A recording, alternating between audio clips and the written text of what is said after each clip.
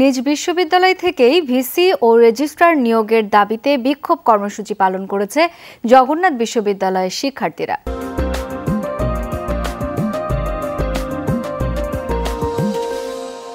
দীর্ঘদিন পর ক্যাম্পাস খোলার পর প্রথম দিনই হলো এই বিক্ষোভ। তারা বলেন, শিক্ষার্থী হত্যায় যারা পরোক্ষভাবে জড়িত, কখনোই তারা জগন্নাথ বিশ্ববিদ্যালয়কে নেতৃত্ব দিতে পারে না। অতিথি শিক্ষক কোনোভাবেই বিশ্ববিদ্যালয়ের সম্মান রক্ষা করতে পারে না বলেও অভিযোগ শিক্ষার্থীদের। একই সাথে দ্রুত জগন্নাথ বিশ্ববিদ্যালয়ে ছাত্র রাজনীতি নিষিদ্ধের দাবি তোলেন তারা।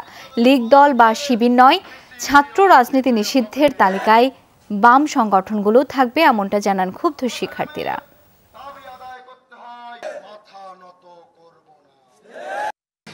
এক বিন্দু রক্ত থাকতে দাবি না আদায় করে ঘরে ফিরে যাব না। নিরপেক্ষ ভিসি চাই, আমরা ছাত্র বান্ধব শিক্ষক চাই, ছাত্র এবং শিক্ষক রাজনীতি বন্ধ চাই। ক্যাম্পাসে ছাত্র রাজনীতি থাকবে না, এটা সাধারণ শিক্ষার্থীদের চাওয়া।